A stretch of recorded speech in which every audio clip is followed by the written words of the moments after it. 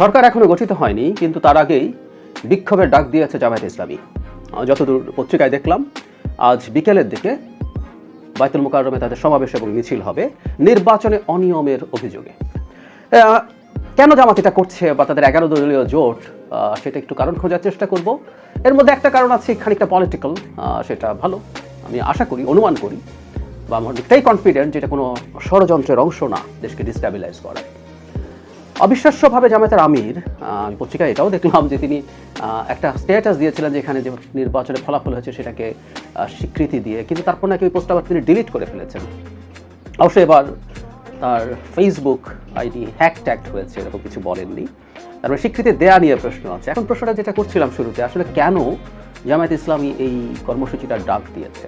আমি মনে করি এটা আসলে তাদের জন্য দরকারও ছিল। কিছু বক্তব্য, তারা নির্বাচনে কারচুপি হয়েছে, ইঞ্জিনিয়ারিং হয়েছে, 33টা না কয়টা কেন্দ্রে, মানে একটা সংখ্যা বললে কিন্তু ক্রেডিবল মনে হয়, তার সংখ্যাটা 33, মানে রাউন্ড ফিগার না, তাতে মনে হবে যে এটা খুবই জেনুইনলি ওয়েল রিসার্চড একটা কিছু। তো এটা তাদের আসলে দরকার ছিল, এবং এই বিক্ষোভটাও দরকার ছিল। কারণটা অনুমেয়। আমি নির্বাচনের আগে অনেকবার একটা কথা বলেছি, জিনিসগুলো মিলে গেল, তাই আবার একটু স্মরণ করিয়ে দিতে চাই। নির্বাচনে জামায়াতে ইসলামী জিতে যাবে, এই হাইপটা তৈরি করা জামায়াতের জন্য জরুরি ছিল। এটা নিয়ে আমার কোনো কনফিউশন নেই। আমিও জামায়াতকে ঠিক একই রকম পরামর্শ দিতাম।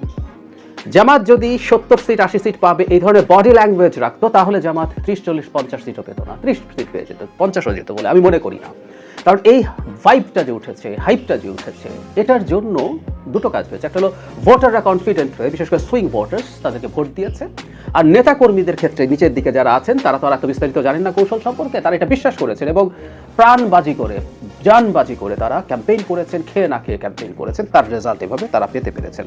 কিন্তু একই সাথে এটা দুধারি তলোয়ার বলে, এটা অন্যদিকে একটা কাটার সম্ভাবনা আছে। আমি সেটাও বলতাম যে নির্বাচনের পরে যখন তারা 1/3 সিট পাবে, বলছিলাম 1/3 বা শেষ পর্যন্ত সর্বোচ্চ হাফে যেতে পারে, তাদের জোট সর্বোচ্চ হাফ সিট পেয়েছে, মানে সরকার গঠনের হাফ, বিএনপির হাফ না, তখন তারা কি করবেন? তখন আমি বলতাম যে তারা আগেই কতগুলো গ্রাউন্ড তৈরি করে রাখছেন। তারা বলছে নির্বাচন কমিশন নিরপেক্ষ না, প্রশাসন বিএনপির পক্ষে চলে গেছে, বিএনপিকে ক্ষমতায় বসিয়ে দিলেই হয়, এরকম নানান অভিযোগ তারা আগেই জারি রেখেছিলেন। এমনকি নির্বাচন কমিশনকে প্রশ্নবিদ্ধ তো এনসিপি বিশেষ করে অনেক দিন থেকে করছে।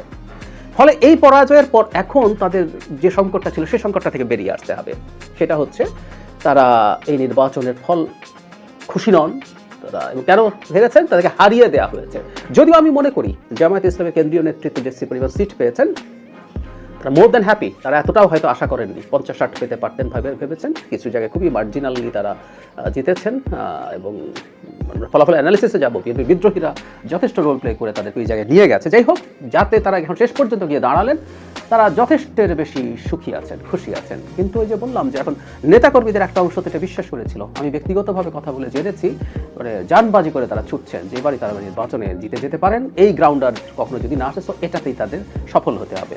তাদের একটা সান্ত্বনা লাগবে, ভোটারদের সামনে ইমেজ রক্ষার ব্যাপার আছে। মানে 70-80 সিট আমরা এমনি যদি চিন্তা করি, যে সিট এখন পেয়েছে তারা জোট সহ 75 76 77 বিভিন্ন সংখ্যা দেখা যায়, অর্ধেক, মানে সরকার গঠন করার অর্ধেক সংখ্যক সিট, যে পার্সেন্টেজ অফ ভোটস পেয়েছে জামাত, সেগুলো আসলে অকল্পনীয় ভালো ফলাফল। কিন্তু সমস্যাটা হচ্ছে যে হাইপ তোলা হয়েছে, এক্সপেকটেশন তৈরি করা হয়েছে, তার কাছে এখন এটাকে ছোট দেখা যায়। এখন এই ছোট জামাত আবার নিজের একটু গায়ে লাগছে, একটু প্রেস্টিজে লাগছে, তাই আমি এটা মানি না, একটু গাইগুই দেখাচ্ছে।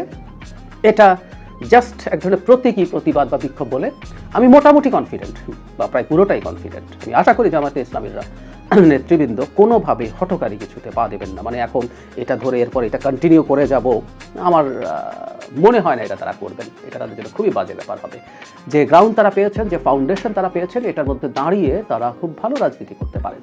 তার রাজনীতিকে যারা জামায়াতের এই আইডেন্টিটি পলিটিক্সের বিরুদ্ধে আছে, বা ভণ্ডামোর পলিটিক্স, ওনারা ট্রুলি আইডেন্টিটি পলিটিক্সও করেন না, ওনারা এক ধরনের ভণ্ডামো করেন, মুনাফিকি করেন, সেটার বিরুদ্ধে যারা আছে তারাও রাজনৈতিকভাবে সেটা ফাইট করার চেষ্টা করবে। সুতরাং এইটা নিয়ে তারা হঠকারি করবে, হঠকারি চালিয়ে যাবে, কন্টিনিউ করবে তাদের বিক্ষোভ ইত্যাদি ইত্যাদি, আমি এটা আসলে কোনোভাবেই মনে করি না। সুতরাং এটা নিয়ে খুব বেশি টেনসড হওয়ার কিছু নাই, যে আমাদের এই ধরনের একটা বিক্ষোভ করার দরকার ছিল। আরও কয়েকদিন বক্তব্য আসবে, পার্লামেন্টে তারা যাবেন, পার্লামেন্টে তারা অংশগ্রহণ করবেন, ভালোভাবেই পারফর্ম করবেন, এবং সেখানেও তারা নির্বাচন নিয়ে প্রশ্ন তুলবেন। কোথায় কোন সিল একটা বাইরে পড়েছে, কোথায় কোনখানে এজেন্ট বা সিগনেচার ছাড়া গেছে, মানে এত মাইক্রো ইস্যুতে তারা কথাবার্তা বলছেন, সেগুলো বলে যাবেন।